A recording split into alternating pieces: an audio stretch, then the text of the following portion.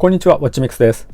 今回はフィリピンのイバラウォッチの新たなデザインライン、デコイバラとのコラボレビューとして、新作グランルスを時計マニアの目線で徹底レビューしていこうと思います。このデコイバラという時計ブランドは、モレノ・フランシスコさんが創業したフィリピンの時計ブランドイバラと、日本で運営しているモレノウォッチスタジオとの架け橋として生まれた新たなデザインライン。東京でデザインしてフィリピンで製作される。この2つの国をつなぐ腕時計の第一弾として登場したのが今回レビューするグランルスとなります。発売は2025年の6月よりとなっているんですが、今回は特別にプロトモデルお借りすることができたので、デザインだけではなくて付け心地だったり、あとは着用イメージ写真もご紹介していくので、エキゾチックな大人の腕時計に興味があるよっていう方はぜひ一度チェックしてみてください。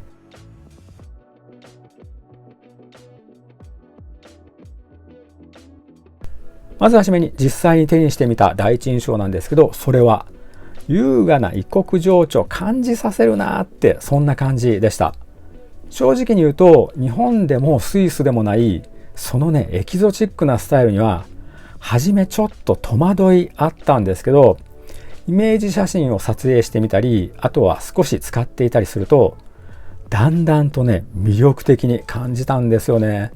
なんとも言えない雰囲気っていうのがあって、なんとなく知らない国を旅をしている、そんなイメージ伝えてくるんですよね。不思議ですよね。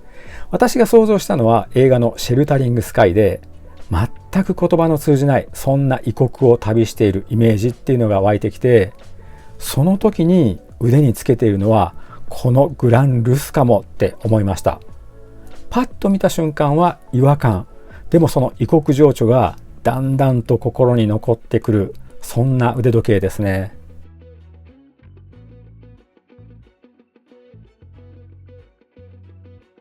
ではデザインをマニア目線で細かくチェックしていこうと思います。今回レビューしているグランルスはアールデコ調のスタイルに仕立て上げられていて、ケースから文字盤まで立体的な見せ方になっているのが特徴になっています。特に文字盤のデザインっていうのは特徴的で、自分芯は2面カットされたドルフィン針、それに12時、3時、6時、9時には白蝶貝の入ったドットインデックス、その外側には装飾されたインデックス、それ以外のインデックスは太陽の光が広がっていくようなデザインになっていて、今までにね見たことのないようなスタイルがとても興味深いところでした。文字盤自体の作りっていうのはフラットなんですけど、デザインにすごくね抑揚があって不思議な奥行き感感じさせるのが、いやうまいなーって感心するところですね。ヴィンテージウォッチな感じも少しねあるんですけど、すごく古い腕時計っていう感じではなくて、ちょっと懐かしい、それぐらいのヴィンテージ感、なかなか味わいあります。うまく言えないんだけど、ハンドメイドな揺らぎっていうのか味わいみたいなところがあって、一期一会な腕時計、そんな感じありますね。そしてケースはオーソドックスなラウンドケースになっていて、ラグがヴィンテージライクな後付けされたようなそんなねデザインになっています。そのラグにはエクボのようなくぼみがあって、光沢感が柔らかく変化していくのもいい感じ。ガラスは味わいのあるドーム型サファイアガラスになっているので、傷の心配もなく使いやすくなっているのがいいところ。そしてこの腕時計にぴったりなのが蛇腹タイプのメタルベルトなんですよね。これが文字盤のアールデコ調のデザインだったり、その雰囲気とうまくマッチしていて、やっぱり異国の腕時計、そんなイメージに見せてますよね。このねビヨーンと伸びる、エバータイプと呼ばれるメタルブレス、どうですか？いかにも昭和な感じで、なかなか味わいありますよね。しかも表面にはフィリピンのバニグ織という織物からねインスピレーションを得たテクスチャーが入っていて、金属製のベルトなんですが、どこかぬくもりを感じさせるのも魅力的なところでした。そしてベルトの取り付け部分にはモレノウォッチスタジオの家紋風のロゴが入っていて、この新しいデコイバラのこだわり感伝えてくるところになってますね。時計全体としてはアールデコなスタイルにエキゾチックなエッセンスっていうのが入っていて、とてもね複雑でクラシカルなデザインに感じるかもしれないんですけど、シックなホワイトダイヤルっていうことだったり、透明感の高いサファイアガラス、そして小ぶりなサイズ感ってこともあって、クリーンな印象を感じさせるのもこのグランルスの素晴らしいところだと感じました。最初にもコメントしたんですけど、初めは違和感みたいなところすごくね感じるんですけど、だんだんと心に残る、そんなスタイルの腕時計でした。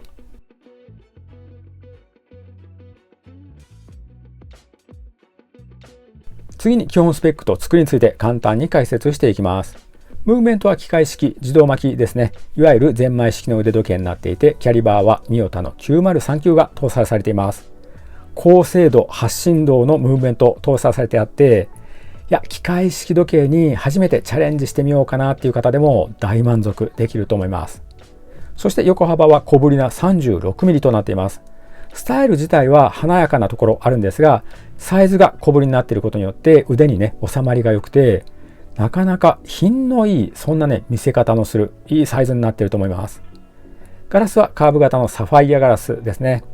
サファイアガラスというのは非常に硬いガラスで、普段使いしていてまず傷が入るっていうことはないので安心して使えるのがいいところ。そして防水スペックは5気圧防水となっています。5気圧防水は時計本体を水の中につけていいですよとは言えない、やや弱めのね防水スペックになるので、普段の汗だったり雨っていうのは全然平気なんですけど、突然のゲリラ豪雨だったり台風だったり、傘を差しても手元に水がバシャバシャかかるような、そんなシーンは安心のため時計を手から外してポケットに入れてあげる、そんなケアをしてあげた方が長く使えるかとは思います。スペックについては味わいのあるエキゾチックなスタイルに、高精度の発振動のねメカニカルムーブメント搭載と、こだわり感の高さ感じられますね。デザイン、スペック、サイズそれぞれが通好みな腕時計に仕上がっているので、腕時計が好きだよっていう方も刺さるかとは思います。今回このグランルス実際に手にしてみて、ぬくもりを感じさせるデザインだったり、その作り、そんな腕時計も魅力的だなって再認識しました。この感じハマりそうです。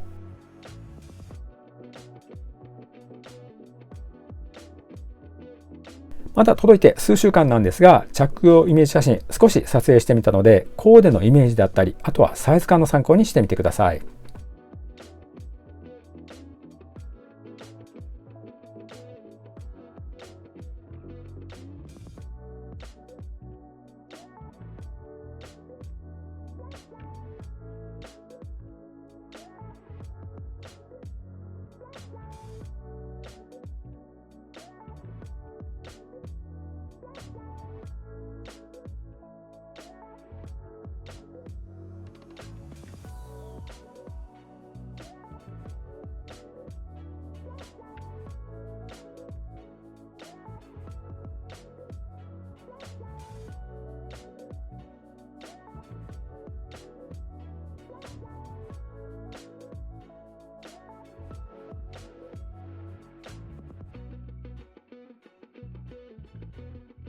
いかがだったでしょうか。エキゾチックなデザインとゴールドカラーっていうこともあって、個人的につけていてワクワク感めちゃくちゃありました。さすがにかしこまったビジネスシーンでは使いにくさ感じるかとは思うんですが、ジャケパンスタイルだったり大人カジュアルなコーデにこだわり感をプラスする、そんなアイテムとして楽しめる腕時計になっていると思います。冬はツイードジャケットとか、夏はリネンシャツとか、素材感のあるそんな服装と、すごくね相性が良さそうだと感じました。個人的にこの独特の雰囲気刺さりました。今回はフィリピンのイバラウォッチの新しいデザインラインデコイバラの新作グランルスを時計マニアの目線で徹底レビューしてきました。いかがだったでしょうか。多分ねこのグランルスを一度見ただけではちょっと苦手だなって感じる方いるかもしれないんですけど、